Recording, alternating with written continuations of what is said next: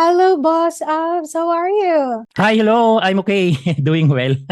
Yeah, I'm so excited and I'm so honored po na naimbitahan kita dito sa community ko. And I'm so excited to share your insights about data analytics kasi ikaw po talaga yung always ko na fina-follow sa social media when it comes to data analytics. Since way back before, gusto ko na po talagang mag-data analytics. So guys, please welcome Boss Abs, ang boss ng data analytics community sa Philippines. So, yay. Sir, before we are going to start, I would like you to please introduce yourself po sa community natin. So papakilala muna ako, Yes. guys. My name is Boss Abs. I'm a founder of Data Science Analytics, and a little bit story about myself. Bigyan ko lang kayo ng konting background, pero hindi to pang maalala mo kaya, no? Okay.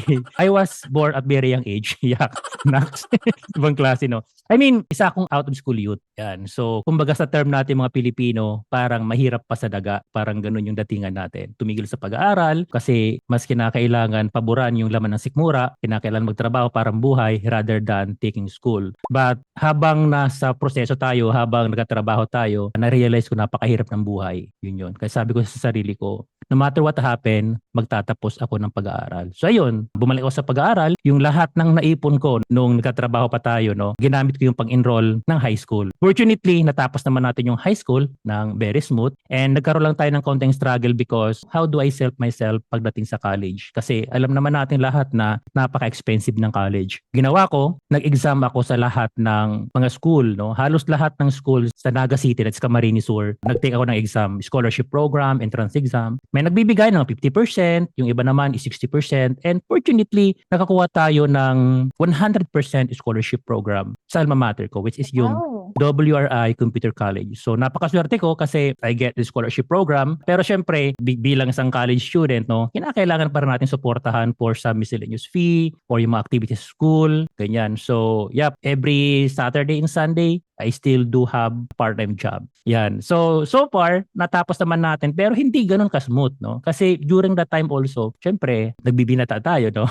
Hindi naman natin pwedeng sabihin na we skip the teenage life. Nagkaroon tayo ng kaunti ng problema mga third year yata or mga fourth year, natigil tayo sa scholarship program. So instead na 100% scholarship program, 50% na lang. Nabarkada eh. Kaya huwag niyo kong tutularan ha. Unahin muna yung pag-aaral. That time also, syempre, magpo-fourth year na tayo. Nung nag-focus na ako sa more on programming talaga kasi BS Computer Science yung kinukuha ko, no. So natatakot kasi ako na paano kaya kapag lumabas ako sa academics, no, after graduation, tapos ang alam ko is more on minor subject at wala talagang alam sa programming. Kasi yun naman talagang kailangan ngayon, to be honest, no. You need skills to land a job, not the diploma itself. So nag-focus tayo doon. Unfortunately, natanggal tayo sa pagiging scholar. Totally, from 100% naging 50%, and totally 100% wala na tayong scholarship program na receive. So ito ay dahil sa mas nag-focus tayo sa more on programming at napabayaan natin yung mga minor subject, which is yung mga minor subject, yun yung dahilan kung bakit hindi na natin na-achieve yung kinakailangan grades. And that time also, nagkaroon ng opportunity na magturo sa alma mater namin. Yun, di ba? So basically, college student pa lang ako, nagtuturo na talaga ako. So that's way back early 2000. Ganun na tayo ka-thunders.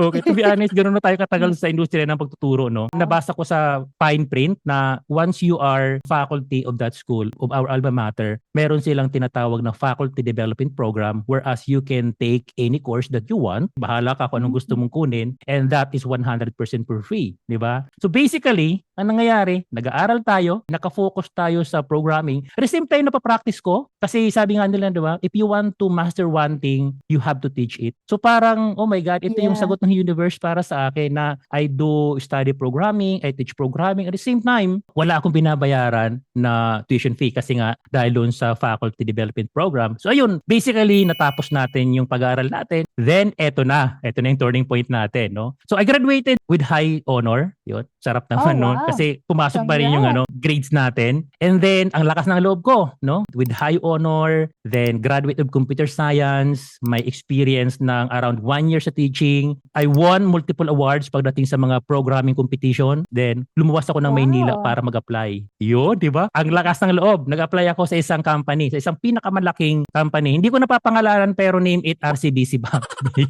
Bangko ang unang in-applyan ko sa computer programmer, no? Then, yun. Sa kabutihang palad, na-receive ko yung result. I'm sorry that we have to move for the next applicant. So, ibig sabihin, hindi ko napasa yung exam at saka yung interview maybe. Yun ang unang kabiguan ko sa buhay ko, no? On the top of pagiging out of school youth. And I realize, sabi ko, grabe. Ito na yung malaking dagok na sometimes hindi pala sapat na magaling ka. Sometimes hindi sapat na may diploma ka. You need something. Okay, you need something. Buti naman kasi meron naman tayong backup kahit paano. Yun, nagsimula ulit ako magturo kasi yun naman talaga yung pinaka first love ko, no? Sabi nga, di ba? First love never dies. Okay, Yes. hugot. Okay, yan. Dahil napamahal naman talaga sa akin ng pagtuturo, nag-start tayo from the bottom ulit. We start ng part-time hanggang sa nakitaan daw ng potential and promoted as a admission assistant. At the same time, part-time pa rin ng pagtuturo. Then, na-promote once again, admission officer. Nakita ulit ng potential and yun, nagawaran bilang isang college dean. So sa mga nagtatanong, no, yung pinakamataas na position na naabot ko sa academics is college dean. Okay, dinidiin. May problema ko lalapitan. Okay, dinidiin yon. No, itanuloy ko yung pagtuturo. Sabi ko, kunting panahon lang siguro, 1-2 taon, maglilipat na tayo sa industry. At yung 1 o 2 taon na sinabi ko, umabot ng halos 1 dekada. Okay. And nagkaroon ng opportunity to work with the government. Siyempre, bilang isang tao na may lumalaking pamilya, lumalaking pangangailangan, minsan mas mabigat pa rin yung pera. Kasi to be honest, lahat tayo dito mga mukhang pera. No? Bakit tayo nagtatrabaho? Para sa pera. No? Bakit gusto natin ng promotion? Para sa pera. Bakit tayo nag-upskill? Para sa pera. Bakit natin gusto mag-freelance? Para sa pera. Bakit natin gustong mag-aral ng ganito, ganyan? Lahat yan para sa pera. So, siyempre, alam natin kapag government, yung security of tenure nandoon. Mas secure. Walang late na sahod. At siyempre, mas mataas ng konti kumpara sa private school. Yun, naglipat tayo sa government. During that time na nagtuturo ako, may isang katanungan na talagang yumanig sa aking buong pagkatao. What is out there?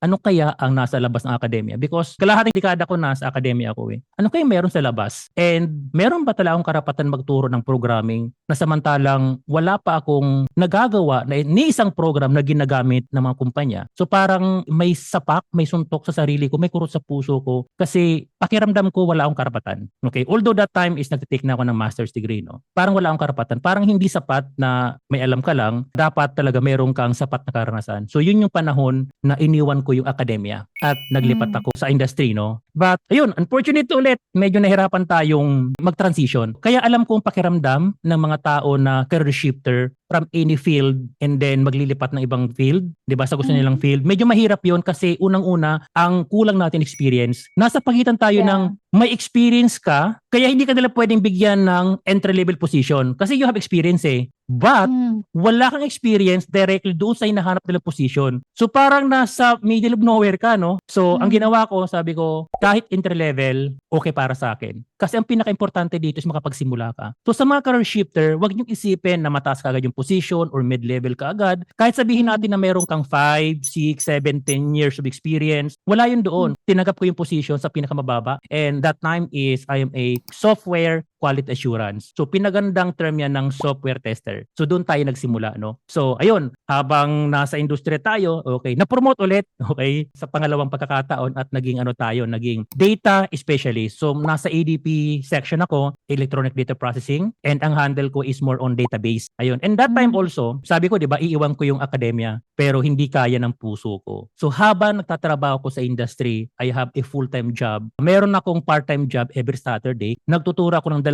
subject. Every night is either MWF, depende sa work na ibinibigay sa akin, or TTH, nagtuturo ako. So, nagtatrabaho ako sa industry bilang isang data specialist. At the same time, I do have a part-time sa academics pa rin every Saturday. Maghapon po yun. Tapos mayroon pa akong panggabing turo. So, ganun tayo kasipag. Then, eto na naman yung naging struggle natin. Lumalaki ulit ang pangangailangan. Bakit kaya ganun ng tao, no? Tuwing lumalaki yung income natin, lumalaki rin yung pangangailangan. Maybe natin sa what we call inflation lifestyle. Nag-a-adjust, no? Okay, and I realized that I think meron pa ulit something na gusto kong malaman. Kasi nasagot ko na no? Ano ba yung dapat kong matutunan kapag galing kang akademya tapos sa labas ng industriya? You need experience talaga. You need right skill set. Yun ang kinakailangan natin. So may isa ulit katanungan na kumurot sa puso ko, no? Okay, what if mag-abroad kaya ako? Yun na yun, no? In that time also, medyo nag-struggle tayo, no? Kailangan kong mamili between high-paying job abroad versus another promotion. So from quality assurance to data specialist under ADP, mapopromote na sana ako ng web programmer, which is yung inaasam-asam kong trabaho. Ganun yun. So that time, sabi ko, oh my God, kailangan ko mamili. Pero syempre, nanaig pa rin yung pagiging mukhang pera natin. So I go abroad, yes, of course. Data pa rin yung trabaho natin, but most likely kasi pag tinimbang mo kasi is malaki, no? Almost times 2 to 3 yung sasahurin sa Pilipinas. Pero syempre, may kapalit yun, malayo ka sa pamilya, tapos syempre, mararanasan mo na yung buhay abroad, ika nga. Fortunately, nakapagtrabaho tayo sa abroad, at ito yung pinakamagandang nangyari sa buhay ko sa abroad, no? Nalaman ko kung ano talaga ang buhay ng mga OFW. So sabi ko sa sarili ko, kung sana mayroong matinong trabaho sa Pilipinas, wala sanang Pilipino ang iiwan ng kanyang pamilya para magtrabaho abroad. Yun talaga yung kumuro sa puso. Kaya sabi ko sa sarili ko, kung magkakaroon ako ng pagkakataon na makatulong sa ating kapwa, okay, gagawa ako ng paraan para matulungan natin ang mga kapwa natin OFW na wag na silang magtrabaho. Kahit siguro isang OFW na mapauwi ko, masaya na ako doon. No? Nagampanan ko na yung isa mga gusto ko mangyari sa buhay. And that time also, no, eto na ulit, 'di ba? Syempre nasa abroad tayo. Hindi talaga maiwasan na hanapin ng puso ko yung pagtuturo. So, naghanap ulit ako ng school sa Saudi, sa Jeddah yun, no? Kung saan ako pwede magturo. At doon ko nakita yung Philcom, Filipino Community. So, nagpapaturo sila sa Microsoft Excel at ako yung naghumawak ng Excel course nila. So far, marami tayong naturuan. And that time also, ito yung matinding pangyayari dito, ano? Kasi bilang isang teacher, bilang isang IT instructor, kumbaga natural sa akin ang tumulong, no? Pag may nagtanong, hindi ko mahindian na hindi sumagot. Hindi ko mahindian na hindi turuan. Medyo naging matunog yung pangalan natin na pagdating sa Microsoft Excel ay marunong. Marunong tayo, no? At talagang bukal yung pagturo sa mga kapwa natin, no? Hindi lang Pilipino, maging ibang lahi din. Tapos yung isang katrabaho ko, nagkaroon siya ng matinding problema. Malapit na yung report pero hindi gumagana yung system. Ang ginagamit namin na system ay SAP. So kinakailangan nilang gumawa ng paraan at gawin yun sa Microsoft Excel and Microsoft Access. Eh syempre, bilang may karanasan sa ganong program, no, tinulungan ko yung tao na yon without asking anything, no. Hindi mo lang ako humingi ng pangmerienda, pero isang salita lang ang sinabi niya, thank you so much kasi napagtagumpayan yung presentation. And yes, of course, nakalusot sa audit ika nga. So panalo, no? Kasi nakatulong tayo. At yes, ito na ang pinakamatinding pangyayari na talagang humanig sa buong kasaysayan ng Saudi Arabia. Nagkaroon ng problema at nagkaroon ng massive layoff. Napakaraming kababayan natin umuwi. Lahat kami mga Pilipino naghanap ng kanya-kanyang trabaho. That time, yung isang company ay nangangailangan ng isang data analyst and nag-apply ako doon. At sabi ng mga katrabaho ko, wala na, sureball na. Si Boss Abs ang nagano dyan, ang nag-apply. Alam na kung sinong makukuha. Kasi magaling yan parang ganun, no? Okay, syempre pinuntahan ko yun. Dumaan din naman tayo sa tamang proseso, nag-exam, nag-interview. At ito yung pinakamagandang twist dito. Hindi pa man ako pumupunta doon sa company na yon, sa Delta Water Factory, kilala na nila ako. Alam mo kung bakit? Kasi yung tinuruan kong IT na nag-present doon sa mga big boss, ang tatay pala noon is HR manager ng Delta Water Factory. So, kilala kita. Oh. Sabi ng anak ko, mabait ka daw at magaling ka. Sabi ko, oh my God, grabe naman to. Alam mo yon, no? So, pag tumulong ka talaga sa kapwa mo ng walang inaasahang kapalit, darating at darating ang panahon na may balikin sa'yo. So, kaya para sa akin, tumulong ka ng walang kapalit. Tumulong ka ng walang pag-iimbot at buong katapatan. Parang panatang makabayan, no? So, ganun. So, after kong mapasa yung exam, after kong mapasa yung interview, meron ding note na, okay, itong tao na to magaling to at talagang maasahan. At pagdating sa trabaho, maganda talagang work ethics nito. So ayun, so far, nakapagtrabaho tayo. That time also, nagturo pa rin ako ng part-time, no, teaching. Then, nakapaglipat na ako sa isang another company, ibang position naman. So from sales, data analyst, napunta naman tayo sa HR. Yung sa HR na yun, ay yun na yung naging daan ko. That time kasi, no, kinakailangan ko na umalis sa dati kong kumpanya, maybe Saudization program or restructuring. At the same time kasi, nagpaplano na rin kami pumunta ng UK. So, tamang-tama, hindi ko na yung pinalampas yung pagkakataon. Then, fortunately, ayun, nakalipat naman na tayo sa UK. And yep, we're happy naman dito sa UK kahit pa paano, no? Kahit pa paano. Ito yung pinakamatindi dito, no? With all my experience in teaching and with all my experience in industry, I tried na maghanap ng trabaho dito at ibang-iba yung settings. Sa tindi ng experience natin, hindi pa rin ako pumasa. Okay? Hindi pa rin ako pumasa. Kumbaga,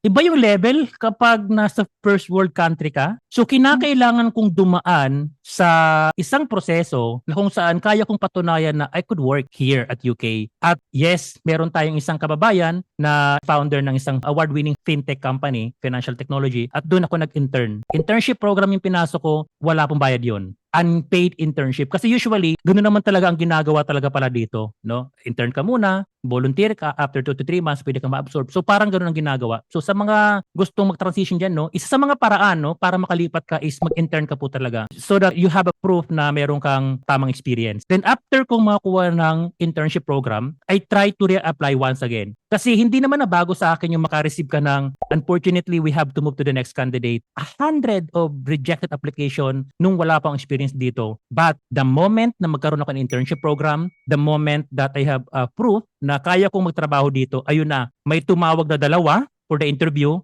At yung kauna-unahang tumawag sa akin na interview, naipasa ko yung interview. Yun nga lang, may kaunting twist. Ito na naman ulit yung twist na naman natin. You have a good background in data analytics, but unfortunately, hindi sapat ulit yung experience mo to match with the UK requirement, with our requirement, ika nga. Pero sayang naman kung papakawalan ka namin. So that's why, instead of data analyst, ang naging trabaho ko is data administrator. Data pa rin yun, but more on management of data. Tapos yes, unang linggo, ang pinaka naging project ko noon is more on digitalization. The reason why kaya sila kumukuha ng data analyst is project digitalization, from manual paperwork, from manual entry, gusto nilang i-automate yung mga bagay-bagay. So yes, ako yung nag-handle ng first phase ng digitalization project namin. And ang pinakaunang task ko is lahat ng Excel file namin is to translate that into Power Excel. So kailangan ko siyang ilipat into something na gagamit ng Power Query, ng data modeling, ng DAX at saka ng data visualization. So kumbaga, we have to automate yung mga bagay-bagay. At syempre, marunong naman tayo doon. So far, nagawa naman natin. Fast forward, okay, sa paglipas ng panahon ay napromote tayo bilang isang ganap na data analyst. In that time also, I negotiate. Kasi that time is lumalaki na rin yung pangangailangan ng community. Lumalaki na kasi yung Data Analytics Philippines noon. Wala pang DSA noon. Community pa lang. Gusto ko talaga magturo. Then sabi ko, boss, what if magkaroon tayo negotiation? What if work from home and instead of working full-time, what if part-time? Or make it, for example, 0 hours na kung kailangan nyo lang ako, tawagan niyo ako, pupunta ako. Kung may kailangan kayo, I could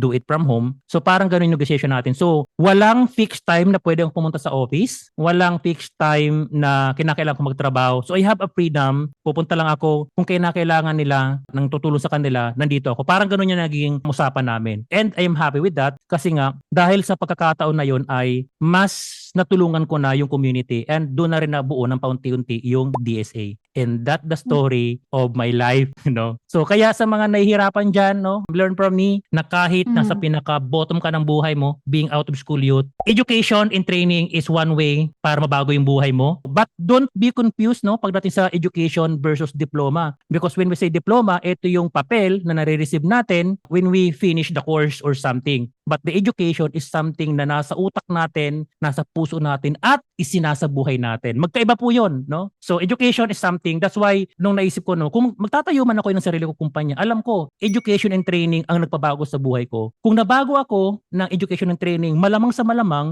napakaraming mga kababayan ang posibleng mabago rin ang buhay sa pamamagitan ng education and training, determination, plus taking action. Huwag natin kakalimutan yung taking action. Yes. Kasi doon yun eh. And yes, during that time na nasa academics tayo, ang dami nating mga nakuwang certification. I am a certified TESDA trainer, certified TESDA assessor. So with all the trainings, experience in teaching, and experience in industry, doon ko nabuo yung DSA. Kumbaga, ang kasagutan doon sa tanong, no, na ano ang nasa dako pa roon, ano ang meron sa labas ng akademya, bakit napakaraming mga Pilipino ang gumagraduate pero hindi makaharap ng trabaho? The thing is skill gap, okay? Marami sa mga nagtuturo sa akademya na hindi naman talaga practitioner. 'Di ba? Meron nga tayong notation na nagtuturo ka ng business, 'di ba? Pero meron ka mang sariling negosyo, yung parang ganon. Pero sinasabi ko sa inyo, may karapatan sila. They have academics background, they have a master's, meron silang experience kung paano magturo. Kasi iba yung nasa industry, tapos iba yung pagtuturo. May mga tao na magaling sa industry, pero hirap magturo. Kasi hindi nila ma-explain maayos because teaching is not about what you know eh. Teaching is something that transferring what you know to your student. Yung kasi yung teaching, 'di ba? At meron din naman na magaling magturo pero mababaw lang kasi wala silang karanasan. Doon ko nakuha ang kasagutan. Kung meron kang experience sa actual na nangyayari, meron kang experience sa industriya, at meron kang kakayahan na magturo, meaning to say, kaya mong ilipat yung skills mo sa mga estudyante mo, nandoon ang kasagutan. So, kaya ang ginawa ko, instead na magpurong academics tayo, more on practice tayo, more on industry-based training ang ginawa natin. Then plus, how I transfer it, ayun, so far. Nagagawa naman natin kasi napakaraming mga estudyante ng DSA nagpapasalamat kasi nakaharap sila ng trabaho, nakapasa sa exam, nakapag-transition from one career to another. Yung isa, from healthcare, naging data analyst. Pero isa lang naman ang susi doon eh. Ang susi doon is they took action. Kaya nila nagawa. Kaya those student na, teka muna, nag-enroll ako ng course, bakit walang nangyari sa buhay ko? There's one missing part of it. Learning is just one phase of it. Practice is just one part of it. But taking action, having a determination to get your job, ibang usapan po yun. Pero ang pinaka-foundation dito is skills. Bakit skills? Kasi pagdating sa industry, hindi ka naman tatanong na willing to learn eh. Di ba? Babayaran ka para gawin yung trabaho. Babayaran ka para tulungan mo sila. At ang tanong dito, kaya mo bang gawin yung task? Okay? If not, maybe we have to move on the next candidate. Pero pag kaya mo, ikaw yung hinahanap namin. So, ganun talaga yun. So, that's why ang itinuturo natin is not just education but skills and of course, yung diskarte kung paano ang gagawin para makapag-transition. No? Actually, lahat naman ang itinuturo ko is not just from data analytics eh. It is about how to transition from one career to another. Kasi galing mismo sa akin yan eh. So, if you're asking, career shifter ka ba? Yes. You have experience in working with a first world country? Yes. So, halos lahat ng tick mark na ito ba, may experience ba to? May karapatan ba magturo? Yes. Bakit? Kasi mga certified to eh, ng TESDA. No? May karapatan ba magturo? Yes, kasi may master's degree to. May karapatan to magturo. Yep. Halos isang dekada yan sa pagtuturo eh. May karapatan ba magturo? Kasi nasa industriya yan eh. Diba? At ang data analytics ang naging daan para makalaya tayo sa corporate. Sa ngayon, ang ginagawa ko ngayon ay ito, nagtuturo tayo ng napakarami ng libre. So far, pag nasa page kasi ng DSC, kasi Data Science Analytics is a company, this is corporation po yun. So ibang usapan. Yung iba doon may bayad. But on my personal view, para sa akin, kung sisilipin mo yung wall ko, puro free training. Kasi malapit sa akin ang pagtuturo. Malapit sa akin ang tumulong sa ating kapwa sa pamamagitan ng pagbibigay ng tamang edukasyon, ng training. Yep. Because the problem nowadays is not lack of information. Mag-search ka lang sa internet, sobrang dami. Sa mano pa ng AI, di ba? Sobrang dali. Pero, ang naging problema natin dito is not the lack of information. Ang problema is full of information tayo ngayon. We have lack of structured learning. At yun ang ibinibigay ko sa mga learners natin. Tuturuan ko kayo na structured way na hindi nyo kinakailangan mag-ubos ng 100 hours, ng 10,000 hours para lang matuto. Just enough, no? Para lang you can start or to begin with. So napabaya yata yung kwento ko, no? Actually, yun na yung kwento natin ng pag-maalala mo kaya. Oo, grabe pang MMK talaga kasi ang daming twist ng life nyo po, Boss Abs. And grabe, while you are sharing your journey, nakikita ko yung pattern na tumataas kayo tapos nagsa-start na naman from scratch. Ganun po talaga, no?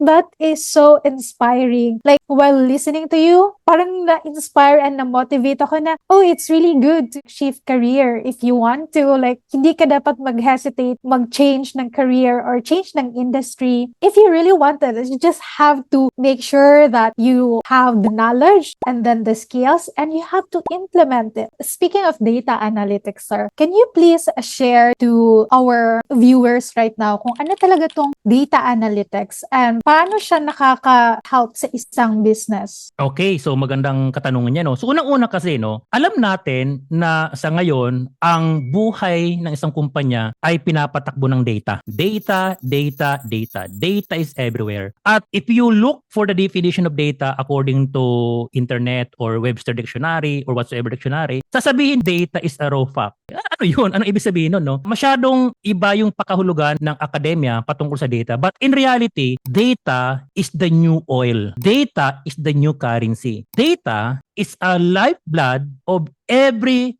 single establishment or organization para malaman nila kung saan sila patungo. Without data, hindi mo alam kung saan ka patungo. Even AI. AI needs data. Di ba yung machine learning, para matuto siya, kinakailangan mo siyang i-feed ng data. So data is napaka-importante. That's why, ganun na lamang ang laki ng demand ng mga company na maghanap sila ng isang data analyst because the role of a data analyst is to translate that data into something na mapapakinabangan. To turn data into something that help the organization for data-driven decision making, and of course, to improve the company, maybe to cut the cost. Kasi yun naman, di ba, isa sa mga purpose halimbawa ng AI, mabawasan yung cost. Bakit nagle-lay off? Because everything is automated. Trabaho din ng isang data analyst yun, yung ikat ng cost, no? To improve the efficiency. So instead na isang araw mong tatrabahuin, maybe pinut-pinut ka lang in just 1 second, tapos yung report, di ba? Kasi isang pindot lang naman yun, no? Siyempre, to increase revenue, para mas tumas pa yung kita ng kumpanya. Kasi pag lumalago yung kumpanya, happy, everybody's happy. Yung boss, yung empleyado, di ba? At may pang-invest in the future. So, yun ang pinakatrabaho natin bilang isang data analyst na tutulungan natin yung mga kumpanya na mas mapalago pa yung kumpanya nila. Without us na tumutulong sa kanila to translate data into something na mapapakinabangan, kung walang data analyst, 100% they are missing big time. Because maybe they are blinded sa mga nangyayari. Hindi na alam kung saan napupunta yung pera. Hindi nila nakikita kung anong opportunity. Marami silang hindi alam. So that's why sobrang hirap pag walang isang data analyst. Based on my experience, kapag katrabaho ko, the reason why gustong-gusto ko ng mga boss ko, kasi nandyan ako para hindi gumawa ng report, nandyan ako para hindi gumawa ng dashboard, nandyan ako para tulungan sila. Halimbawa, when I was in sales, napataas ko yung sales ng company around 10 to 12% revenue per annum. So taon-taon, tumataas. Galing saan yun? Galing sa data. Nung napunta naman ako sa HR is na-well-balance namin yung distribution ng manpower. Sa Saudi kasi, no, may tinatawag na Saudization program. May ratio kung ilan yung Saudi at saka yung non-Saudi. Kasi naka-data analytics po yun. Meron kami analytics na nagsasabi na we need this X number of Saudi para sa bago nating project. Kung baga, ang nangyari is na-well-balance. Yung proseso namin dati, from 15 days of hiring na sobrang tagal, napaiksi natin yon, no? 3 days na hire na namin yung mga tao kasi construction company yon, so kailangan talaga mabilis talaga yung pagdating ng mga tao. So 3 days lang. So imagine efficiency ng isang hiring process from 15 days down to average of 3 days. Sobrang ganda na nun, no? So nakita natin yung ganung proseso. Now here sa UK, no, yung ibang subscription pinatanggal ko na. Bakit? Kasi meron na kaming mga in-house na analytics. So nakatipid.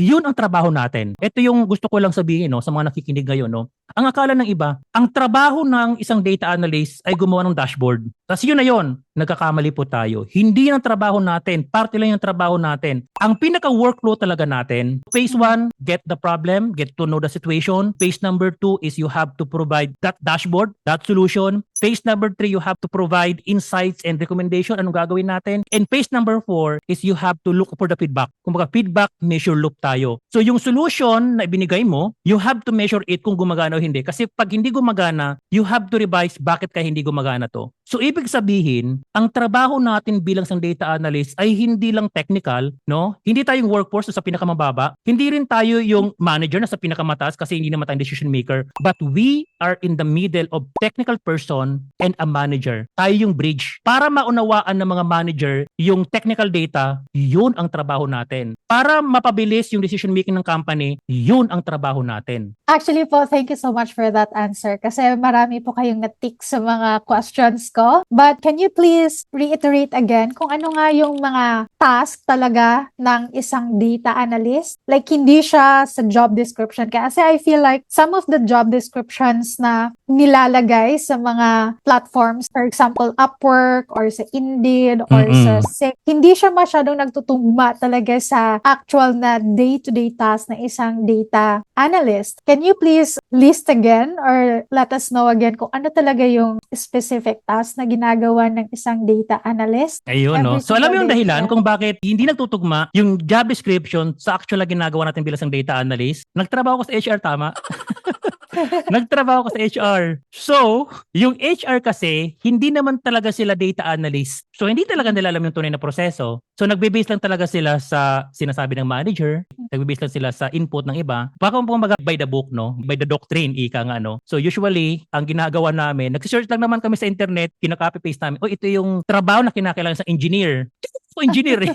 Di ba? Kasi yung sa mga discrepancy, no, na nangyayari, no. And of course, ito yung pinakatrabaho talaga natin. Kadalasan, makikita mo, experience in Power BI, experience in SQL, something like that. Sometimes, ito pa nakikita ko, no, experience or knowledge about Power BI and Tableau. Dalawang magkaibang software, pero pareho ang purpose. That is data visualization. At meron kang subscription sa Power BI kung sakaling gagamitin at meron kang subscription sa Tableau. So, ibig sabihin, yung kumpanya magbabayad ng dalawang subscription para sa isang scope, the same purpose. Di ba? Kaya iisip ko, bakit ganoon? Most of the company, isa lang naman talagang ginagamit. Pag Power BI sila, edi Power BI. Kung Tableau, edi Tableau. Wala nang redundant, di ba? So yun yung minsan naka-job post. Pero ito yung pinakatrabaho ng isang data analyst, no? Pinaka-workflow na ginagawa ko. At ito rin ang ginagawa ko sa consulting ko. Kasi at the moment, I'm a data analyst consultant, no? And running the company as well. So number one, phase one, get to know the problem. Get to know the requirement. That's why, ang isa sa mga missing part natin dito, no, communication. If there's one soft skill, para sa akin, I will not call it soft skills I will gonna call it essential skill. The number one essential skill na kinakailangan natin bilang isang data analyst is communication. Bakit? Sa phase 1 pa lang, usap kayo, maybe via meeting, maybe via chat or whatsoever, no? Ano yung gusto mo mangyari dito, boss? Anong gusto mong makita natin? So para kang gumagawa ng thesis, ika nga, no? Statement of the problem, ano yung objective natin? Tapos possible solution, and then the benefits. Parang ganun yung magiging phase natin. The phase number 1. Phase number 2 is actual development. Yun na yung, alam ng karamihan, nagagawa ng dashboard. Yung gagawin mong dashboard, dapat aligned doon sa napag-usapan nyo sa phase 1. Yung gagawin mong dashboard, dapat sasagutan yung mga katanungan doon sa phase 1. Yung gagawin mong dashboard, dapat mariresolbahan yung problema na nabanggit doon sa phase number 1 natin, no? Yung gagawin mong dashboard, dapat magbibigay ng recommendation base sa gustong mangyari ng company base doon sa napag-usapan nyo sa phase number 1. That is phase number 2, creating a dashboard. Para sa isang tingin pa lang, alam mo na kung ano nangyayari sa isang kumpanya, sa isang proseso, o sa isang department. At a glance yun, meron ka na kagad idea. That's why phase number 2 is very crucial. At hindi mo magagawa yung phase number 2 na yon kung blinded ka sa mga bagay-bagay. So hindi yan yung pagdating ng dataset, uupo ka dyan, gagawa ka ng dashboard, hindi. So yun. So sa phase number 2, nandyan ngayon papasok yung technical skills na data analytics, no? Bahala ka, Power BI, Tableau, Python, ikaw bahala, depende sa tech stack na ginagamit ng company. Phase number 3, yun na yung makikipag-usap ka sa mga manager at ibibigay mo yung data-driven insights at saka yung recommendation kung ano yung posibleng gawin natin para maayos yung kumpanya. Anong gagawin natin para gumanda to? Boss, itong isang product natin na to, kumakain to ng cost, pwede natin itong i-discontinue. Boss, yung isang branch natin, ang ganda ng demand So maybe we could expand here. Paramihin natin yung mga tao natin dito, mag-supply tayo ng mas maraming product, something like that. Boss, yung internet channel natin, yung selling online natin, mas nagbo-boom. So maybe we have to invest here more. Parang ganun na magiging trabaho natin bilang isang data analyst. Then, pagdating sa bagay na yon, out ka na muna doon. Kasi data analyst ka, hindi ka manager. Ang mag-i-implement ng sinabi mo, yung mga manager. Sila yung mga business owner Then pag in-implement nila, next phase natin, phase number 4, is you have to get the feedback, measure the feedback. Kumusta yung suggestion ko? Gumagana ba? Or we have to tweak it? We have to totally revise? Or you have to totally abandon that idea and move to the next solution? Yun ang gagawin natin. So ibig sabihin, mula sa umpisa ng problema hanggang sa pag-develop ng solution, hanggang sa pag-suggest ng solution, pag in-implement yan, you have to monitor it. At yun ang trabaho natin bilang isang data analyst. At kapag nagawa ng isang data analyst yun, garantisado, hahanap-hanapin siya ng boss niya. Bakit? Ang sino mang tao sa kumpanya na tumutulong sa pagpapalugo ng kumpanya, hindi aalisin yan. Because he is the asset or that employee is an asset, di ba? Bakit ko aalisin ng isang tao na tumutulong sa pagpapalago ng kumpanya? No AI could replace that person kung nagbibigay ka ng value. So this means, kung empleyado ka, one thing ang pwede mong gawin. Provide value to the company, provide an impact, and promise ko sa'yo, hindi ka papalitan ng kahit sino pa man. Kasi may pakinabang sa yung kumpanya. Kasi ganun yun So yun lang siguro, no? Provide value and yep, you're good to go. Oh, I really, really love your explanation, Boss Abs. Kasi super detailed yung phase na dapat gagawin nila or i-apply nila once they are working as a data analyst. Now, my question po, for those people who wants to transition, let's say, from social media manager, and they want to dip their toe sa data analytics, do you think po ba maganda yung data analytics or ano po ba ka-in-demand yung data analytics sa freelance? Okay po ba siya as a remote work? Sa Pilipinas, according to GMA7, it was published a couple of years ago, tinatayang nasa 500,000 ang kinakailangan sa Pilipinas na data analyst. 500,000. Ganun karami. At kung pagsasama-samahin natin lahat ng community natin, Data Analytics Philippines, Power BI Pilipinas, Data Science Manila, mga group, mga community, hindi tayo abot ng 500,000. So ibig sabihin, kulang na kulang. Sa mga nagsasabi, ay, saturated na yung data analytics job. Hindi ka na makatrabaho dyan. There's no such thing as saturated job kung magaling ka. So ang problema, hindi yung job opportunity, but yung skills na meron tayo. 500,000 Pilipinas pa lang yon. Dumako tayo sa panglabas, no? Sa ibayong dagat, no? Sa pangdaigdigan. According to World Economic Forum, ang data, more on data, data science, data engineering, big data, data analyst, no? Isa yan sa mga fastest growing job by 2030. Ibig sabihin, sobrang laki ng demand po talaga. Tapos syempre, hindi lang in demand, mataas din yung sahod ng isang data analyst. Kasi nga, gaya ng sinabi ko, no? Ang trabaho natin is hindi tayo technical na tutulong lang. Ang trabaho natin is we are the bridge between the technical and the management, na tayo talaga yung tutulong sa kanila para maintindihan yung technical data na meron yung isang kumpanya. Mabigat yung trabaho natin. At dahil yung data analytics ay nasa kategorya ng IT or information technology, mataas po talaga yung sahod niyan. Sometimes, mas mataas pa sa mga professional job na nangangailangan ng board exam. At kagandahan dito,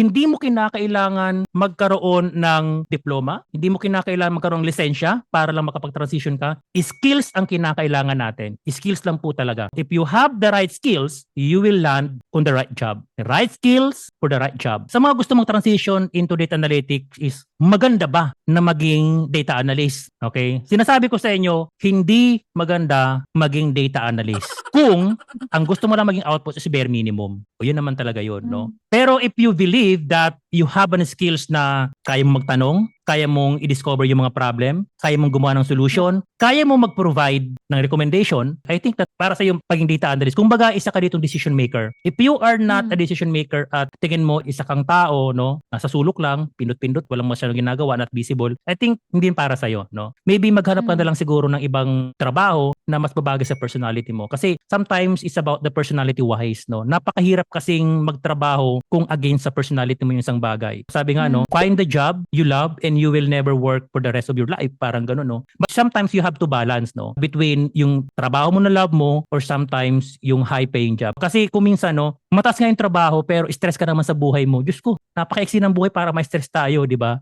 At kailangan din natin ng pera para mabuhay. So you have to balance it siguro na gusto mo yung trabaho mo at the same time, mataas yung sahod, no? And in terms sa mga gusto mag-transition, pwede ba dito yung work from home? Yes, pwede, no? Kasi basically kasi data analytics is more on data. So pwedeng i-transit yung data natin through internet, o di ba? So ibig sabihin, the moment na digital yung mga products natin, digital ang meron tayo, yes, you could work in a work from home basis, no? And in fact, no, sobrang dami nating estudyante na nag-transition, no, into data analytics na naka-work from home. At ang maganda dito, no, may isang kumpanya, hindi ko sasabihin kung anong kumpanya, no, Australian company yata, o hindi ko nagkamali, no, yung mga tao nila doon, matuwa ka o hindi, no, sama-sama sila, lahat sila estudyante ko. I think 4 yata sila o 3.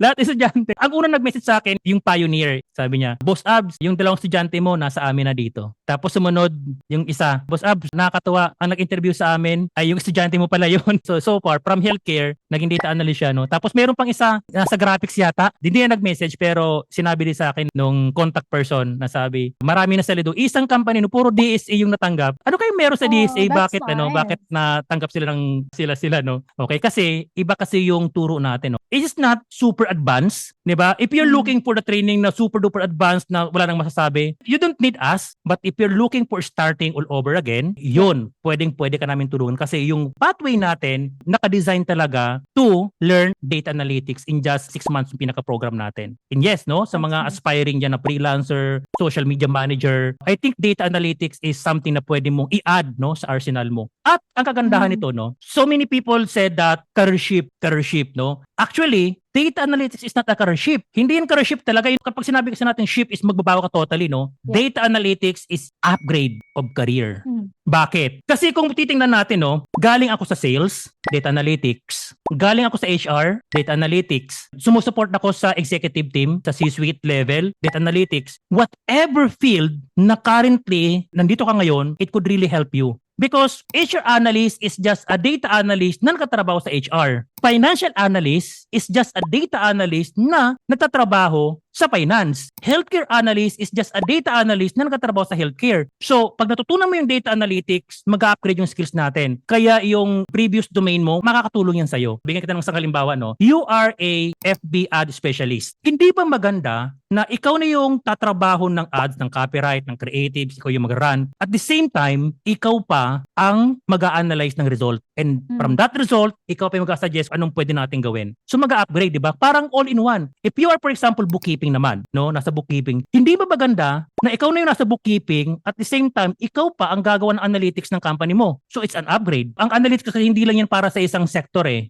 Hindi lang sa isang industry, lahat, no? Academics, health, construction company, food and beverage, name it. Lahat ng company na gumagamit ng data, nangangailangan ng data analyst. With that said, kahit anong job mo ngayon, welcome na welcome ka sa pagiging data analyst. Whatever it is, you are welcome to data analytics. Yun ang kagandahan ng data analytics, napaka-versatile. Kung baga, ito na yung parang Swiss Army knife na magiging trabaho natin. You can upgrade from one job to another, pero in data analytics, sabi ko nga, no, learning data analytics is never been waste of time. Napatunayan natin yan because I work into several industry. Oh, that's so nice. I really love sa sinabi mo, Boss Abs, na data analytics is actually an upgrade. With that being said, na mag-a-upgrade ka, meaning it will also upgrade your income, like the range of your income. May I know po ba ano po yung range ng sahod sa isang data analyst po talaga? We are talking in peso po. Kung marketing ang pag-uusapan natin because we read so many mga posting dyan, ang lagi kasing ina-attract, no, unfortunately, sinasabi nila 6 digit.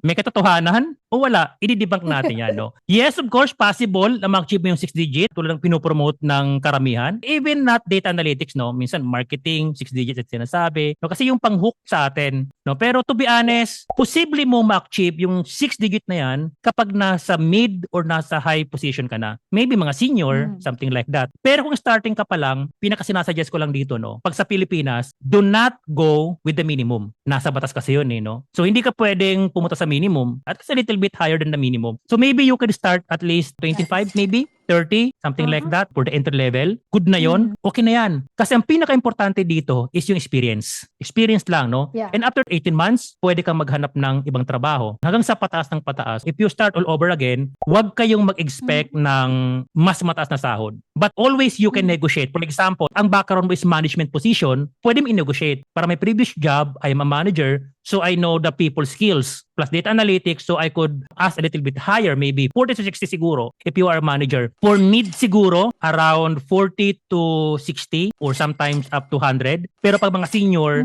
yan na yung umaabot ng 100. So expect na nasa corporate ladder pa rin tayo, no, na habang gumagana yung position natin, pataas ng pataas, no. Pero pagdating sa abroad, syempre ibang usapan. Hindi mo pwedeng i-base yung rate niya sa Pilipinas kasi iba yung cost of living dito, iba yung conversion. Laging ang basis niyan is magkano ba ang minimum sa bansang pinagtatrabahuhan mo. Diba? Kunwari dito sa UK, no? Ang 1 hour na trabaho namin dito, almost isang araw kalahati ng trabaho sa Pilipinas on a regular basis. 1 to 2 days na trabaho. So, ibig sabihin, hindi ako pwedeng tumanggap ng 12 pounds and below. Kaya kung i-convert ko yan sa dollar, hindi ako pwedeng tumanggap ng around below ng $15. So, my asking rate is around $15 to $20 minimum. Okay? More than that, pwede pag-usapan. So, yan. Kung nasa Pilipinas ka, make it per peso. Pag nasa US yung company natin, okay, make it yung rate mo is dollar. Diyan kasi nagkakaroon ng disconnect, no, yung mga freelancer. Akala nila is parang lowball. Pag nasa Pilipinas yung kumpanya, as rate na pang Pilipinas, huwag mong singilin na pang dollar. Okay? Kasi pag siningil mo na pang dollar, $12 per hour, malaki yun. More than 1 day yun sa Pilipinas. So, may disconnect. Talagang hindi ka tatanggapin. So, overpriced ka. Hindi siya lowball. Ito naging lowball dito. Pag ang kliyente mo nasa US, tapos you ask na pang rate ng pang Pilipinas, yun ang tunay na lowball. So, ang palatandaan ng lowballing is that ang pinaka-benchmark natin, no, sa mga nakikinig freelancer or whatsoever man, no, is the minimum wage. If the rate is below minimum wage ng lugar na yon, kung nasan yung kumpanya, that is lowball. Okay? Pero kung pasok naman doon sa minimum wage nila, I think that is enough. Kumbaga, parang fair enough pagpasok sa range. Pero pag mas mataas sa average o sa minimum wage, okay, ibig sabihin, you are good kasi parang well paid ka sa bagay. Swerte mo yung bagay na yon. So yun lang siguro, no, para hindi tayo magtalo-talo about itong company na to, napaka-lowball nitong tao na to. Kasi most people, no, hindi, skills ako eh. Kahit skills ka, kung overpriced yung asking mo, malamang sa malamang, hindi ka kukunin. Kasi ang mga company, naghahanap din yan ng way to cut down the cost. Not unless kilala na kita, na magaling ka talaga, maybe we could offer you higher. Yun na yung sinabi natin, di ba, nung aalis ako sa kumpanya, but because my boss know how I work, yung quality ng work ko, yung impact na mibibigay ko, yun pwede na yun, na mas mataas. No? Kaya ang gagawin natin dito, start with the minimum, $12, $15 pag nasa US ka, per hour po yun, no? Then, patunayan mo na karapat dapat ka sa salary increase. Kasi pag may value ka, nagpaalam ka, oy, teka muna, ba't ka aalis? Kailangan ka namin napapakinabangan ka namin negotiate tayo. Sige, gawin natin na ganito, no? I-increase natin yung salary mo, no? Ayun ang ginagawa natin. So, in terms of salary, is more on legal-based. Tips ko na lang din, sa mga gustong maghanap ng trabaho, work from home. For example, saan ko ba maghahanap? Sa Australia ba? Sa US or UK, no? Pag sa UK kasi, mas gusto nila kasi is nandito. Kasi we are so much regulated ng home office, no? So, kailangan pumunta dito. Dapat nandito ka na, no? Bihira lang yung direct employer mo tapos naka-work from home ka. Ganon din sa, I think, Canada. Mostly probably is nandun din sa Canada. Dapat nandun ka. Sa UK and Canada usually, no? Ang ginagawa para makapag-transition or makapag-trabaho dito is student visa. Mag-apply ka ng master's degree, tapos part-time ka ng 2 hours, sama mo yung pamilya mo patrabahuin mo kasi dependent naman sila. So buhay na kayo dito, no? Same with the Canada. So kung gusto niyo mag-migrate, mas madali, pathway, UK, Canada. Pati Australia, kasi Australia may ganung pathway din Pero alam ko naghihigpit sila ngayon, no? Ang pinaka nakikita kong pinakamadaling maghanap ng trabaho based on sa network natin,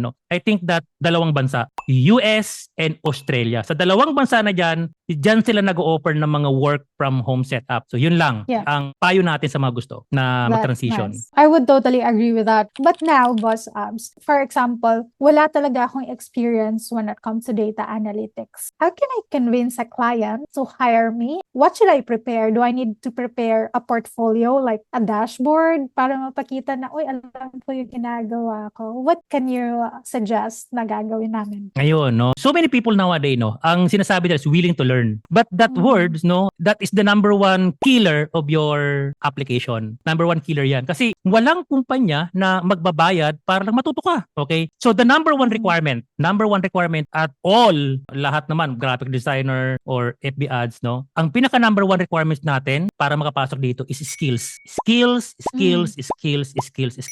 Okay? Pag sinabi natin skills, dapat kaya mong gawin yung isang task successfully from scratch to complete project, up and running project dapat yun. So yung number one natin dito, So kung wala kang skills, huwag ka mag-apply. Wala kang skills So ang pwede mong gawin is mag-aral ka muna. Okay? At sa pag-aaral, meron akong 80-20 rule. 20% yung pag-aaral mo, ilalagay mo sa learning phase, tapos 80% actual practice para matuto ka. So ibig sabihin, pag nanood ka ng tutorials ng 1 hour sa YouTube, kinakailangan mo siyang tumbasan ng 4 na oras ng actual practice. So by doing that, may enhance mo yung skills natin. Ngayon may skills ka na. Okay? Kaya mo nang gawin mga bagay-bagay. Ano yung pruweba mo? Ano ba yung patunay na marunong ka? At dyan ngayon papasok yung portfolio. So many people nag-a-apply, hirap na hirap silang makahanap ng trabaho bilang isang data analyst, nagpo-post sa group, And isa lang itinatanong ko, patingin ng portfolio. Ang sabi, wala. Kung meron man, I think that the output is not enough para sabihin natin na you are hireable. Hindi ka tanggap-tanggap yung output natin. So ibig sabihin, may skills ka na, para mapatunayan mo sa mga employer na magaling ka, na marunong ka, kinakailangan mong gumawa ng portfolio. At yung portfolio mo ay hindi lang bare minimum. Dapat mataas pa sa standard. Kung gusto mo na makapagsabayan talaga dito, dapat pang world class. Ang portfolio natin, dapat kayang makipagsabayan sa tunay na analytics. Kumbaga maganda po dapat. Yun. And I have story about the portfolio na yan. Way back before, kasi syempre gusto ko nga bumalik sa pagiging programmer. Nag-apply ako bilang isang web developer when I was in Saudi Arabia. Alam mo ang hinahanap sa akin? Patingin ng index. When we say index, yung sample na gawa ko, yung live na ginawa ko. Tapos sabi ko, ay boss, pasensya na kayo kasi yung ginawa kong website kasi nasa opisina, hindi pwedeng i-release. So ibig sabihin, yung portfolio ko hindi ko pwedeng ipakita. So dahil wala akong napakitang portfolio, isa lang ang reply sa akin ng company when I received an email letter. Unfortunately, we have to move to the next candidate. So isa yun sa mga reason kasi wala tayong patunay. Now, even as we are looking for portfolio, kung kumusta, magaling ka ba o marunong? Because the portfolio is the only way without talking, without answering question in the interview, portfolio is something that you can show that you are good at one thing. So pag nagawa mo na yan, mas tataas yung chance mo matawagan. At syempre, hindi lang basta-basta ganyan, May skills ka, may portfolio ka. Ang isa sa pinakahinahanap din ngayon is experience. Laging makita mo yon, experience, di ba? So, anong pwede natin gawin para magkaroon ng experience? Ito, pang masterclass to, sasabihin ko to pag nasa mentoring program kami, Number one thing, if you are working at your company, pwede kang gumawa ng real project sa company mo. Bakit? Kasi may implication yan. Pag gumawa ka ng tunay na dashboard na ginagamit ng company, you can consider that as an experience. Kasi in my past company, ang trabaho ko is nasa accounting ako. And yet, gumawa ko ng isang system, ng isang analytics na kaya mag-analyze ng ganito ng ganyan and help the company to increase the revenue. Oh, di ba? So, pagdating sa interview, pwede mo sabihin na kung nagawa ko yan sa previous company ko, I assure you, kaya ko rin gawin sa company mo. O, di ba? So, parang meron ka na experience ka agad. So, if you're working with that company, no? What if wala ka naman talagang access sa mga data because you are not part of the reporting system ng isang company? Pwede kang magbigay ng parang pro bono kay in exchange. Hanap ka ng company. Uy, ito magandang kumpanya to, no? Boss, I see your, marami na bimit sa kanya, no? Mga panghook nila, no? Nakita ko yung company mo, ang ganda ng values. Mga ganun. Pero ano yan, gusto lang magka-portfolio. I watch your content, I watch your company, and I really believe that we are matching with the values. Parang gano'n. In introduction mo, pupurihin mo muna yung company. Isingit mo yung offer mo.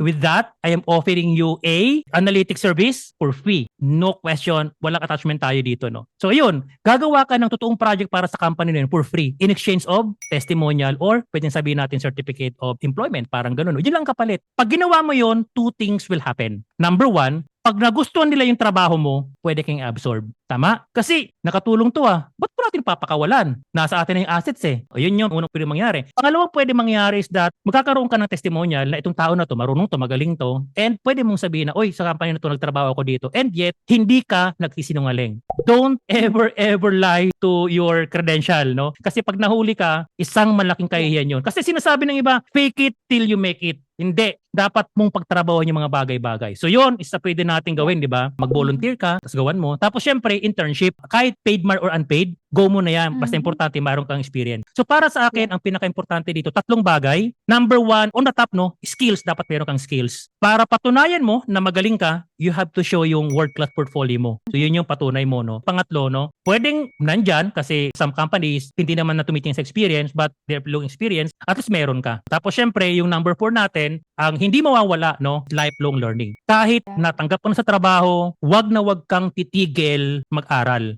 Don't stop learning, no? Kasi meron tayong kasabihan, no? The moment you stop learning is the moment you start dying. So pag hindi ka na natuto, doon ka na paunti-unting mamamatay, no? And of course, tingnan mo, no? Yung mga tao na takot na mapalitan ng AI, sila yung mga hindi na nagpatuloy sa pagkatuto. Kasi yung skills nila is outdated na, no? Hindi naman sa hindi sila magaling. Yes, magaling sila. They have all experience, 5 years, 10 years, 20 years. But the thing is, yung alam nila was around 5 to 10 years behind of what is happening right now. So, kung gusto mo talagang manatili, maging competitive dito, never stop learning. Kasi ako, ganun ang ginagawa natin. Before, way back early 2000, there's no such thing as Power BI. Hindi ba? Pero ngayon, may Power BI na. And bago lang itong natutunan natin. And yes, I make millions in Power BI through consulting and through my Power BI project. Natuwa nga ako, no, kasi nung matutunan ko itong Power BI na to, no, sabi ko, grabe, ang isang consulting namin sa isang government talagang tumatabo ng pera, no. Pero wala po kami sa sa flood control project. May mga kontrata kami sa government at talagang matutuwa ka talaga. Yung tipong isang project lang, kung nasa Pilipinas ka, no, sapat na para mabuhay ka ng isang taon.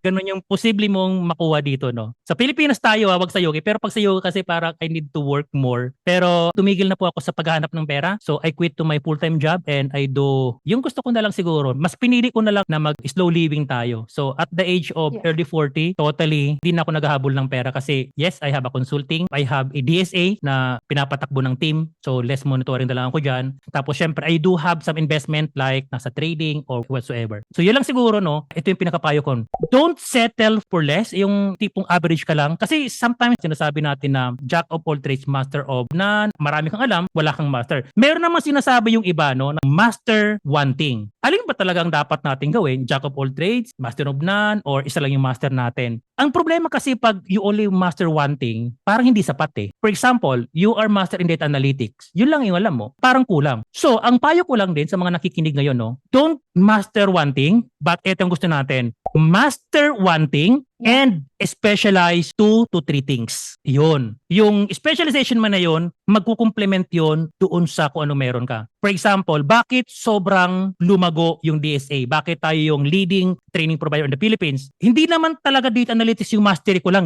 So I am good at data analytics, number 1 yun. Pero hindi ako pinakamagaling Name it, sobrang maraming mas magaling dyan kumpara sa akin. Pero bakit tayong leading? Kasi number 2, no, ang isa rin kasi sa alam ko is yung pagtuturo. Okay, that is my specialization. At hindi Hindi lang pagtuturo, hindi lang basta-basta transferring my skills to my learners, to my student, but also I know how to tailor fit the course para sa gusto ko may objective. Marunong ako gumawa ng content eh. Ayun yun. Tapos syempre, specialization ko rin yung marketing. Kung ikaw yung pinakamagaling at walang nakakaalam kung sino ka at anong kaya mong gawin, that is absolutely useless. Magaling ka nga, alam ba nila na magaling ka? Sa kaso ko, master ko yung data analytics, specialization ko in education, specialization ko rin yung sa marketing. So that's why nagko-complement. And that is one thing na pinaka-missing sa part natin. Sales and marketing. Sales and marketing is the one thing na dapat nating i-attach whatever status you have right now. Full-time job ka, freelancer ka, whatsoever. Kasi ang sales and marketing, nasa atin na yan eh. Mula ng pagkabata, innate na yan sa atin. For example, gusto mo ng gatas ng bata, anong gagawin mo? Iiyak ka para bigyan ka ng gatas. Nung nililigawan mo lang yung asawa mo ngayon na mahal mo, kailangan mong patunayan na ikaw ang karapat-dapat niyang sagutin sa lahat ng kanyang manliligaw. You have to put your best foot forward, parang ganun. Kailangan mong ipakita yung kaya mong gawin at yun ang pwede mong gawin pagdating sa trabaho. You have the skills, kailangan mong patunayan sa mga hiring manager, sa mga bossing mo, sa mga kliyente mo, na ikaw ang karapat-dapat nilang kunin. So I think that if there's one thing na dapat nyo i-specialize, it's marketing also. So pag nagsama yung dalawa na yon, data analytics, you master it, and you know some sales in marketing, you are good to go. Huwag lang dapat isang bagay lang, okay? Dapat meron ka pang specialization. So isip ka na lang siguro. Isa pa ang pinakapayo natin dito, no? Kung gusto mo talagang magaling, dapat ikaw yung pinakamagaling. Be very, very, very best in one thing. Yung tipong pag naisip nila yung isang bagay, pag mayroon silang sinabing keyword, ikaw kagad ang maiisip. Halimbawa, no, I will give you a term, no. Tingnan natin what if I said basketball? Sinong tao ang unang pumapasok sa isip mo? Sorry po, hindi ako nanonood ng mga Hindi ka nanonood ng basketball? Sige nga, sige. Hindi ka mahilig masyado sa basketball, di ba? Pero, ang nasa isip mo is LeBron. Yeah. Ibig sabihin, angat sa iba. Dapat maging ganun tayo. Pag merong nabanggit yung isang bagay, at the top of the mind, ikaw yung magiging nasa isip ng ibang tao. Pag nagawa mo yung level na yon, hindi mo kinakailangan magbenta. Hindi mo kinakailangan maghanap ng kliyente. Sila mismo ang lalapit sa'yo. At yun ang ginagawa namin. No, pag sinabing data analytics, walang iba, Boss Abs yun. Parang ganun ang gusto natin marating. Yes, I love all of your pieces of advice, Boss Abs. But ngayon po, Boss Abs, I would like to ask, nasa era na po tayo ng AI. How is AI changing the data analytics industry right now po? Nako, yun ang napakatinding challenge, no, na kinakaharap natin ngayon, no. Kasi maraming tao ang natatakot sa AI, no. Baka palitan sila. Tapos may notation tayo, no, na hindi ka papalitan ng AI pero papalitan ka ng tao na marunong gumamit ng AI. Ang matindi dito, no, parang ganito, no. Gumawa ko ng automation. At dahil na-automate ko na, pwede na akong tanggalin anytime. Automated na gamit yung AI, di ba? Okay, siguro, yes, hindi na natin may iwasan yan na meron tayong takot, no, napapalitan tayo ng AI. Pero ganun pa man, sa tuwing kasing may namamatay na industriya, mayroong bagong umuusbong. If you remember, nung dumating yung internet sa buhay natin, maraming natakot na maraming mawalan ng trabaho. For example, yung mailman, no? Yung tagatid sulat. Yes, of course, nangyari yan, no? Bakit nga ba talaga tayo magsusulat kung mayroon namang email? Parang ganun, no? Pero tingnan mo nung namatay yung snail mail kasi ang tawag natin doon sa manual na sulat, no? Umusbong naman yung internet. At dahil umusbong yung internet, ano nangyari? Dumami yung pagkakataon, yung trabaho patungkol sa digital, like freelancer, SMM, FB ad specialist, something like that. May nanganak na bago, no? Nung namatay yung keypad phone natin, nauso yung smartphone, nauso yung mga app, umusbong naman yung mga developer. If you are app developer ka ng mobile, mataas ang sahod nun. Ang gawin natin, magkaroon tayo ng positive mindset or winning mindset na tinatawag, no? So instead na katakutan natin yung isang bagay, what if isipin natin, ano yung opportunity na pwede kong makuha dito para mas guminahawa ang buhay ko? Yun dapat ang isipin natin. Dapat looking forward tayo. Huwag tayong matakot,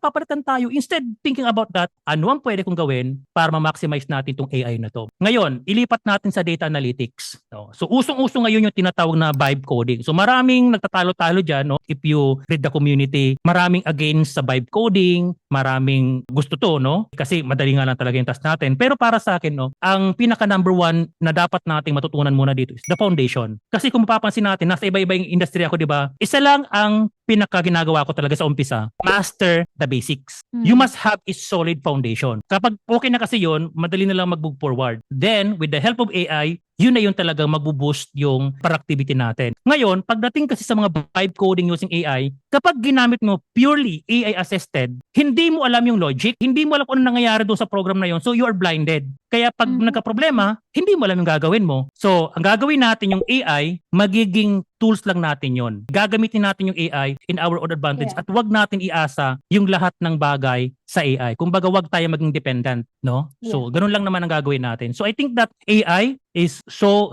powerful. Malaking tulong yan, pampabilis ng trabaho. Yung dating kaya mong gawing 8 oras, ngayon maybe less than an hour, pwede mong gawin yan. As a tool, pwede natin gawin. Okay? At syempre, yes, nandito na tayo sa AI era. Ang ginagawin lang natin is we have to emerge in it. Practice and gamitin natin ng maayos. I do believe no na magiging maayos naman yung lahat. Kung may dumating, may papalit naman. Sabi nga, di ba, pag may nawala, may darating. At ito na, ang pagdating ng AI sa buhay natin. Ang tanong, paano natin gagamitin ng AI bilang ating sandata upang mapaganda ang ating buhay? O yun lang naman ang tanong doon. No? That is the critical question. So sana, mahanap natin sagot na yan along the way while you are in our journey. Oh, yeah. Exactly po, Boss Abs. Pero sa tingin niyo po, sa phases na dinadaanan ng isang data analyst, like for example, cleaning the data or writing SQL or Python script or summarizing the findings or making the reports, saan po ba dito kaya papasok ang AI? Sa lahat. Okay? At all stages, Pwede siya sa magamit lahat. natin yung AI. Yes. Para asking question because sometimes, hindi mo alam yung itatanong mo. Sometimes, hindi din alam ng boss yung tanong niya, di ba? Kasi naghahanap nga kayo ng sagot sa katanungang hindi naman nag-i-exist. So, makakatulong yung AI para sa brainstorming pero wag mong iasa po sa lahat. Okay? AI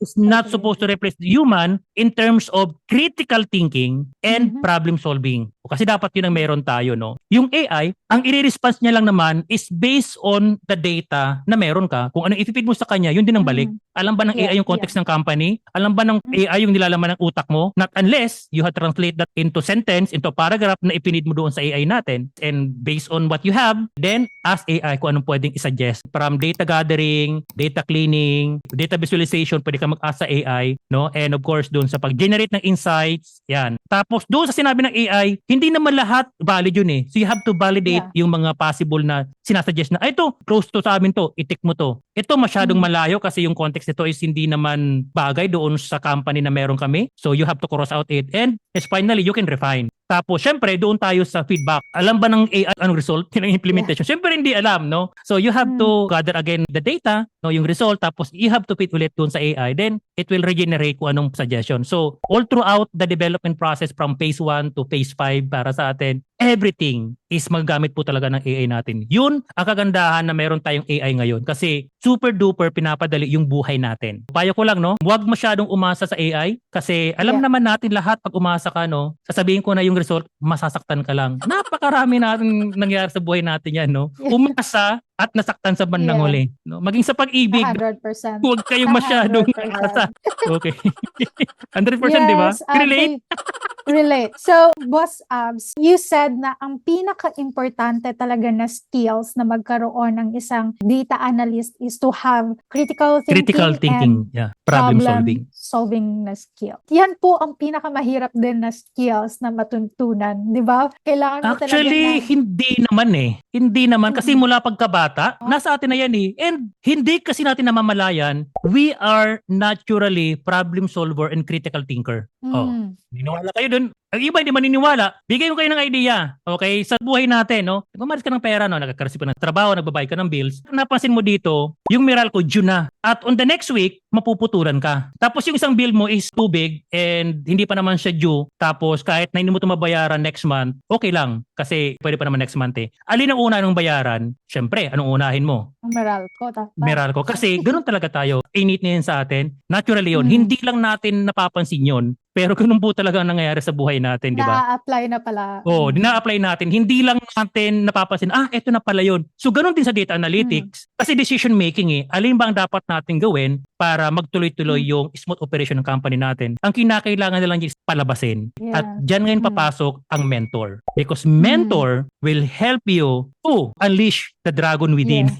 Yung dragon ano, alam niyo mga ganun, parang ganun, no? So kung ano meron tayo, trabaho ng mentor na palabasin talaga yung natural skills na meron tayo. At lahat tayo naniniwala ko, meron tayong natural skills, meron tayong natural talent. Ang kinakailangan lang natin is someone that will help us to unleash kung ano man yung power na itinatago natin. Love it. Yes, you really shared a lot of values to us right now. Pero ang tanong ko naman po, if my viewers, my audience would really love to deep dive more into data analytics and know more kung paano talaga to siya gawin and all. Can you please give us like maybe a resource page that we can check about DSA? Or meron po ba kayong free webinar na pwede nilang salihan? Or any programs po na pwede nilang i-take if they want to learn data analytics? Okay, so yun no. So, bigyan ko lang ulit ng kaunting tips yung mga gusto mag-transition. Do not pay ever for the course. Huwag kayo magbabayad ng course. Not unless seryoso na kayo. Let me share you some story, no? Na umaling din kasi sa photography.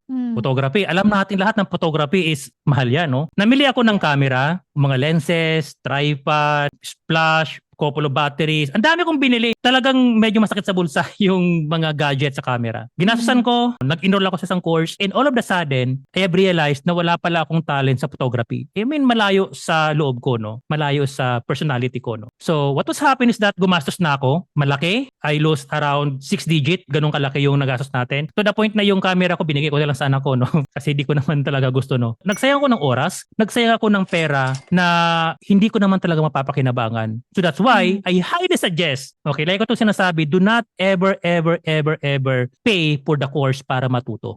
YouTube, nandyan po yan. Google University. Kung gusto nyo matuto sa isang bagay, learn from free muna. Doon makikita kung para sa akin ba talaga yung trabaho ko na to. Pag napagtyagaan mo 1 to 2 months, seryoso ka talaga yung sa bagay na yan. Ayun, pwede ka siguro mag-level up. Pero sa unang part, huwag kang magbabayad. Learn from free kasi sayang. Ang iba kasi nangyayari, nagbayad ng sobrang mahal na course. All of a sudden, hindi naman para sa akin to. Ayaw kong mangyari ang naranasan ko ng ibang tao, no? Kasi alam ko kung gaano kasakit mawalan ng pera, no? Because hindi naman tayo mayaman. Way back before, talagang pinag-iipunan natin bawat sentimo natin, di ba? Ayaw kong masayang yung pera na gumastos tapos hindi mapapakinabangan. Yun yung number 1 thing. Kaya learn for free, okay? Pag sa tingin mo, gusto mo na talaga yung ginagawa ng isang data analyst, I think that you have to learn from structured one. And one good thing about it is that yung DSA natin ay nagbibigay tayo ng mga pre-training. Let me share my screen if you don't mind. Sure. So dito sa DSA, no, meron kasi tayong pre-courses, no. Ayan, yung pre-courses natin. So gagawin lang natin, punta lang natin doon yung app.datasys.com. Punta lang kayo dito. All you have to do is sign up here para lang kayong gumagawa ng Facebook account. And dito sa all courses natin na to. So 100%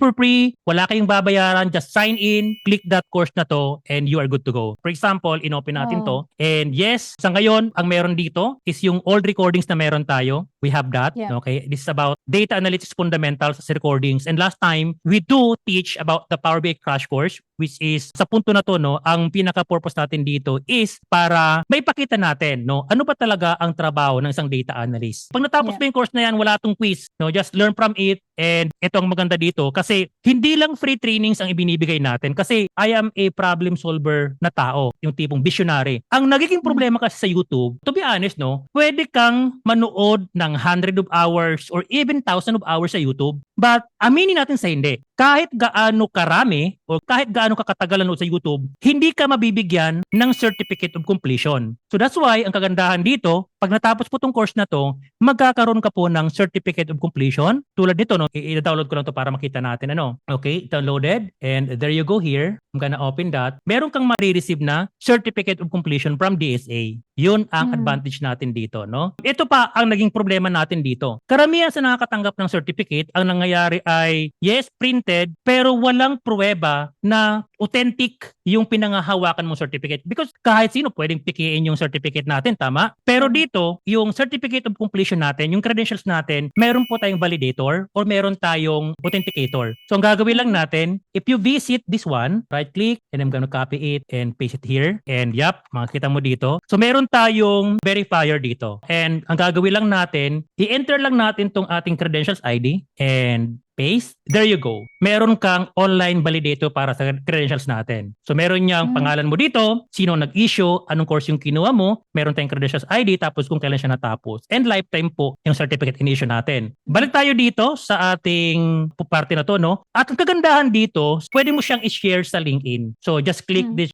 Then pwede mo siyang i-add to your LinkedIn profile. If you add that, nandito po yun. So ito, pag nag-load to, pwede mo nang i-add kaagad yung certificate natin. So as you can see here, nandiyan na yung pangalan. Automatic na po yun. Pangalan, issuing organization, month issue, tapos yung credential ID, yung URL link, pwede po yan dyan. tapos you can add some skill here na natutunan mo sa training natin. And of course here, maliban dyan, meron pa tayong badge na tinatawag. So halimbawa ito, no, meron tayo ditong badge. If you download this, so yung badge system natin, may badge po yan. Okay, tapos meron din yung credential ID, tapos pwede mo siyang i-scan via your mobile phone at makikita mo yung pinaka-credentials nito. No? Ang itsura niyan, okay, copy natin to dito and this is the badge. So meron tayong certificate at the same time may badge po tayo. At ang kagandaan nito, that is 100% free and open to everyone. Hindi nyo kinakailangan mag-apply ng scholarship program. All you have to do is to visit our site, app.datasense.com, sign up and click that course and you're good to go. At meron tayong advocacy dito na gusto kong mangyari is maging accessible talaga yung course sa mga Pilipino. Na hindi nila kinakailangan gumastos kasi merong isang provider ang nagbibigay nito para sa atin. So that's why meron tayong isang program na I invite some of the content creator or mga instructor, something like that. Then apply with us, gawa kayo ng course, babayaran natin yung hourly rate niyo kung magkano man yan. Then ibibigay natin yung course na tinuro ninyo sa public 100% for free at magkakaroon din ng certificate of completion. So tulungan lang po tayo parang ganun. Kasi gusto ko yung digital skills, kung meron man kayo, no, I invite everyone. Kung meron kang skills like SMM, AI, digital literacy, any digital skills na pwede natin ituro sa mga Pilipino, contact us, gawa tayo ng course at ibibigay natin yan sa kapwa natin Pilipino 100% for free. Ganun ang advocacy namin para makatulong sa kapwa Pilipino. No, yun yun. Kung naghahanap naman kayo ng training na kung saan pwede kayo magtanong because sa YouTube kasi, hindi ka pwede magtanong sa content creator, di ba? So usually panood ka, pag nag-comment ka, ang tagal ng reply. Kaya naman, meron tayo mga programa na inilulunsad tulad nito, no? Meron tayong free webinar. Ang purpose natin nito is gabayan ng buong buo yung mga gustong mag-transition into data analytics. At pag ako nagturo, garantisado po yan, hindi yan 30 minutes, hindi yan maikli lang. As you can see here, no? Every Saturday, 6, 13, 20, 27 of June, and 4 and 11 of July, that is 6 Saturday from 7 p.m. to 9 p.m. Libre po ito, wala kayong babayaran. All you have to do is to register here. Okay? Ayun. Tapos, yung maging recordings nito ay i-upload natin dito at magkakaroon po kayo ng Certificate of Completion once again. At yung certificate natin is verifiable and shareable po yan online para mas mapatunayan natin sa mga employer natin o sa mga kliyente natin that we are serious enough dito sa data analytics. So lahat ng ito, ginagawa natin for free because gusto natin makatulong sa kapwa natin Pilipino. Kasi ang pangarap ko bilang isang individual, no, bilang isang makabayan, no, kung yung Pilipinas ay talagang nag-boom yung BPO industry dito, yung India is the IT capital of the world, why not? Balik natin sa Pilipinas. No, bakit tayo mga Pilipino hindi pwede? So gusto ko kasi mangyari dito, yun ang pangarap ko, no, ang Pilipinas ay maging data analytics capital of the world, yun. At magagawa natin to kung magtutulungan tayo at sisimulan natin ngayon. At handa akong ilaan ang natitirang oras ng buhay ko. Grabe naman to, no? Para makatulong sa kapwa natin Pilipino by providing free trainings na may certificate of completion. At hindi ko ito magagawa na mag-isa. Kaya nananawagan ako sa mga kapwa natin content creator, sa mga course creator natin na join with us para sa advocacy natin at magbibigay tayo ng digital skills training para sa mga kababayan natin para mas lumago yung ating ekonomiya. Kasi pag lumago yung Pilipinas, tayo lang naman din ang maapektuhan ito. Kung maghirap tayo dito. At walang tutulong sa kapwa natin Pilipino kundi tayo mga Pilipino din. Huwag natin iasa sa isang tao. Kung meron tayong kakayahan, gawin natin yung magagawa natin. Hindi lang para sa sarili natin, kundi para sa bansa natin, para sa kapwa natin. Kasi darating yung panahon, yung lahat ng pinaghihirapan natin, masasabi natin sa sarili natin na salamat at ginawa ko ang bagay na nararapat para sa bansa at para sa aking kapwa Pilipino. Mabuhay tayong lahat. So thank you so much po, Boss Abs. You are so generous in giving value to us. And I'm so speechless po talaga sa mga natutunan ko ngayon. And I cannot still even wrap up my head sa lahat ng mga values na binigay niya sa amin ngayon. And I will not forget to put all of the links below to contact you kung saan nila pwedeng makita yung mga free courses mo po, free programs, and yung webinar. Maraming salamat din, Coach Brits, okay, sa pagpapaunlak sa ating interview na to. And hopefully makatulong tayo sa maraming Pilipino. At yes, I am looking forward for more collaboration with us kasi isa ka po talaga sa pinagkakatiwalaan namin. When I look at your content, sabi ko grabe, napaka-bait no, ng tao na to, napaka-generous magbigay ng contents about the freelancing, the social media, or SMM, something like that. Sabi ko, maliban sa mabait na, maganda pa. Doon tayo sa maganda. Gusto ko yan. Yun doon tayo, Gusto ko no? yan. Thank you po again, Boss Abs. And yeah, see you on our next one. Okay, see you on the next topic. Bye. Chup. May mga ganun pa, no? Okay, bye.